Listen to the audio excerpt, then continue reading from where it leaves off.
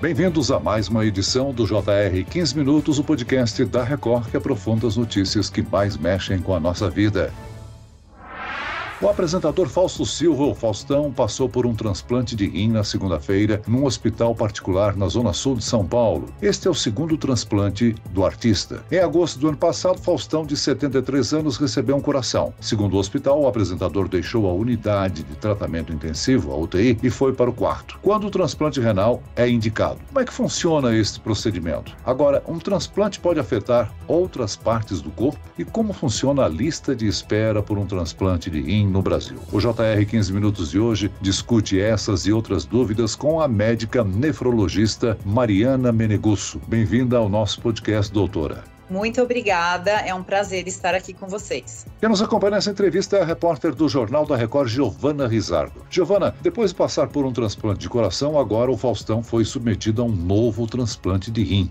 Oi, Celso. Obrigada pela oportunidade mais uma vez. Olá, doutora Mariana. Olá também ao nosso ouvinte. Olha, Celso, o Faustão tinha uma doença renal crônica, que é uma condição na qual o rim perde progressivamente a capacidade de filtrar resíduos e excessos de líquidos no sangue. Olha, em situações mais graves, como a do apresentador, a única alternativa acaba sendo o transplante, né?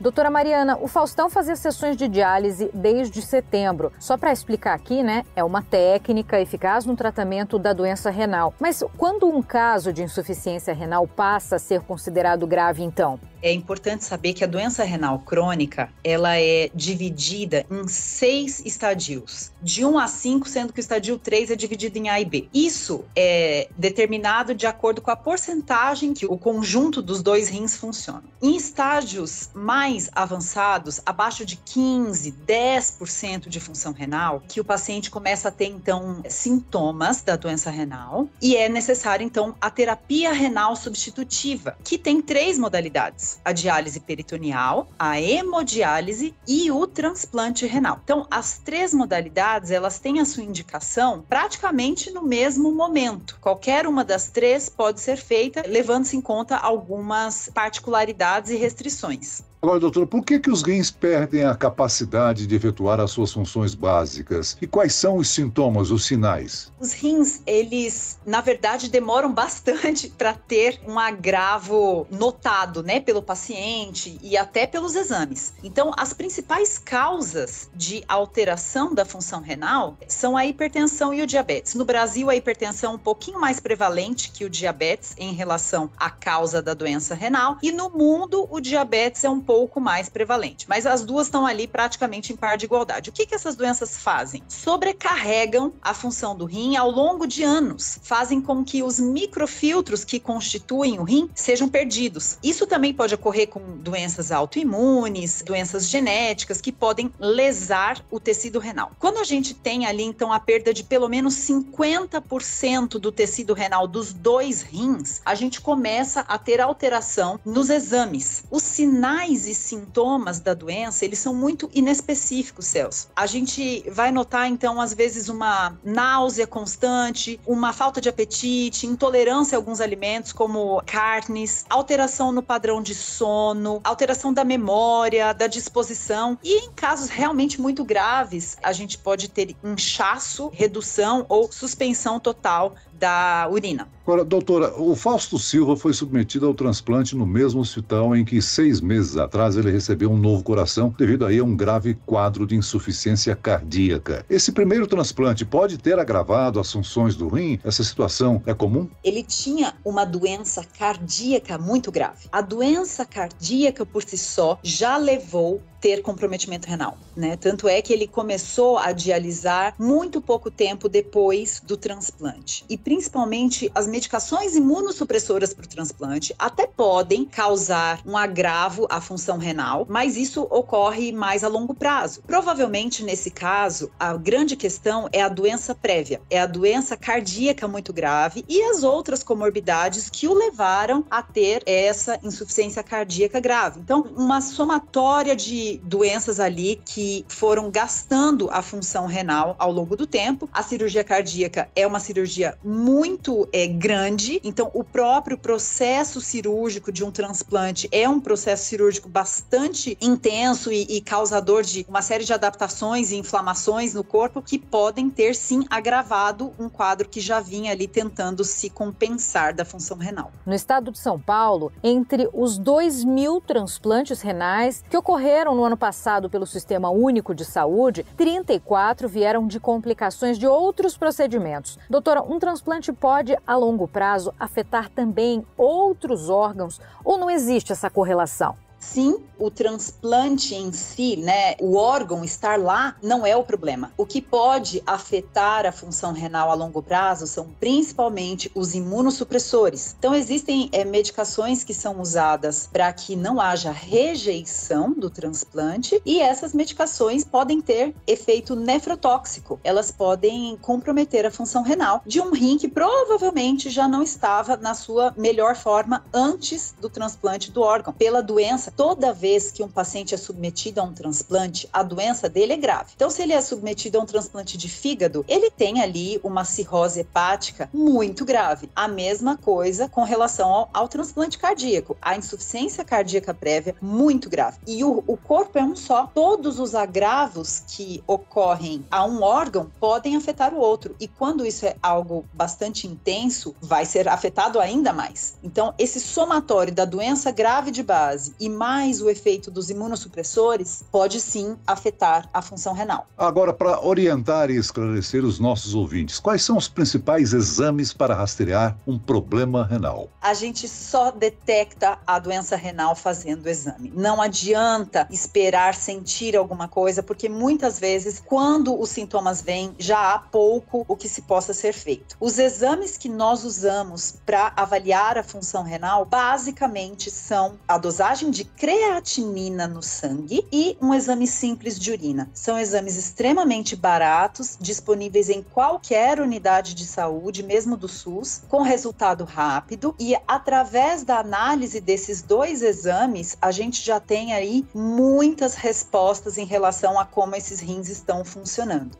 O histórico médico do Faustão contribuiu para que ele fosse priorizado entre os pacientes que aguardavam por um transplante de rim. Como é que esse fator altera a fila de espera? Bom, hoje existem 3 situações que têm que colocar o paciente em priorização para transplante renal. A priorização para transplante ela é diferente para órgãos diferentes. Primeiro, a pessoa fez uma doação em vida, doou um rim, tinha lá os seus 20 e poucos anos, fez uma doação para um irmão, para um parente, passou-se outros 20 anos e esse paciente acaba evoluindo com uma doença renal crônica, necessita de hemodiálise. Esse paciente será priorizado porque ele já fez uma doação em vida, então ele tem direito a receber um rim. Segundo critério, o paciente que está em hemodiálise e não tem mais acesso vascular nenhum, gastou todos os vasos possíveis que nós poderíamos utilizar para fazer esse tratamento de substituição. E não só os vasos, mas não tem condição de diálise peritoneal, que é um procedimento diferente, que é feito pela barriga, que não envolve vasos sanguíneos, mas que tem algumas restrições, ou então já fez também a diálise peritoneal e teve falência do método. Esse paciente não tem mais por onde dialisar. Então, esse paciente será priorizado em fila, em lista. É muito importante que esse nome lista seja frisado e não fila. E por último, o paciente que foi submetido a qualquer transplante de outro órgão sólido, foi transplantado de fígado, de coração, esse paciente também entra como prioridade na lista de transplante. Incrível, né, doutora? Mais de 42 mil pessoas no Brasil aguardam aí por um órgão para transplante. E dessas, mais de 38 mil aguardam um transplante de rim. É um número alto, não? Muito alto. Mas por que isso acontece, Celso? Porque temos a diálise. Se não tivéssemos a hemodiálise e a diálise peritoneal, a gente não teria esses pacientes aí vivos aguardando o transplante. Outras condições não têm essa possibilidade, né? Então a gente não tem uma diálise para o fígado, por exemplo, algo que possa substituir a função desse órgão, não existe. Então, esse paciente precisa realmente de outro fígado. E por isso, a lista de rim acaba sendo maior. Doutora, o rim é um órgão que pode ser transplantado pelo doador em vida, né? Agora, somente pessoas da mesma mesma família é que podem fazer essa doação? Hoje a legislação brasileira, ela permite, sem necessidade de passar por um processo judicial, a doação de pessoas aparentadas, que são considerados parentes de primeiro grau, possíveis de serem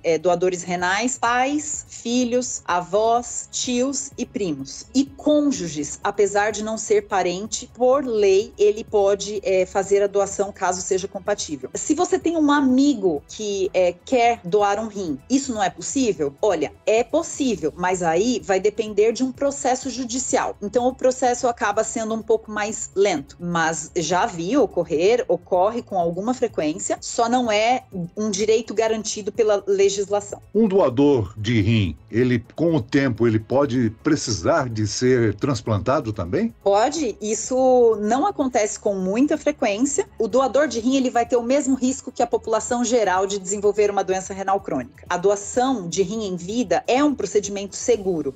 O que ocorre é que muitas vezes o doador, ele não tem um cuidado próximo como é feito com o receptor. Então muitas vezes esses pacientes se perdem no acompanhamento médico. Ficam anos sem passar com o médico e acabam muitas vezes desenvolvendo doenças que eles não tinham na época da doação, como por exemplo o diabetes, a hipertensão, às vezes se tornam obesos. São fatores de risco para uma pessoa que tem um rim só desenvolver aí uma insuficiência renal e necessitar sim de um transplante. Doutora, eu conheço um parente na família que nasceu só com um rim. Isso é comum nas novas gerações? Nascer com um rim só é uma alteração congênita que não é tão rara, mas também é totalmente compatível com a vida, sem precisar de diálise ou de transplante, tá? Nós fomos dotados com 2 órgãos absolutamente perfeitos e redundantes. Nós dizemos que os rins são órgãos redundantes, porque um rim é capaz de atuar pelos 2. Nós trabalhamos com os 2 rins em subcapacidade, então os 2 estão ali trabalhando, mas não na sua capacidade máxima. E aí, quando um falta, o outro consegue suprir essa necessidade. Agora, doutora Mariana, depois do transplante de rim, como é que é a vida do paciente? Como é que vai ser a recuperação do Faustão? É seguro fazer 2 transplantes de órgãos em menos de um ano? A recepção de um órgão, ela é um processo que muda bastante o contexto de saúde do paciente, geralmente para melhor. Então, esse paciente estava num contexto muito grave de saúde e por isso ele precisou receber um órgão. O que ocorre é que ele nunca mais vai deixar de tomar medicações para evitar a rejeição. Então, o uso de imunossupressores para o resto da vida. E precisa ser algo bastante rigoroso. Algumas pessoas perdem os seus enxertos por mau uso dos imunossupressores. Outra coisa, algumas restrições vão ocorrer, sem dúvida, mas no caso dele, que recebeu 2 transplantes, tinha ali 2 doenças muito graves, provavelmente essa é a única maneira dele continuar vivo, né? Se não fosse assim, ele teria uma expectativa de vida menor. Então, haverá restrições, mas ainda continua tendo a sua vida, mantendo as suas atividades, na medida do possível, o contato com a família. E quando a gente tem um único rim transplantado, um único órgão transplantado, né? Não passou por 2 transplantes, a vida do paciente passa a ser praticamente normal. Para finalizar, doutora, doar é um gesto que salva vidas e quem tem essa intenção é importante se manifestar para os familiares em vida, não é mesmo? Exatamente. A única maneira de ter garantido o seu desejo de ser um doador é avisando a família. Não adianta deixar isso registrado em cartório, colocar isso em documento, porque o que vai valer é a vontade da família. E aí precisa ser realmente a família ampla, né? Então não adianta avisar ali um único familiar, porque no caso, quando a pessoa tem ali 2, 3 filhos, todos os filhos, o cônjuge, todos serão consultados e todos precisam concordar.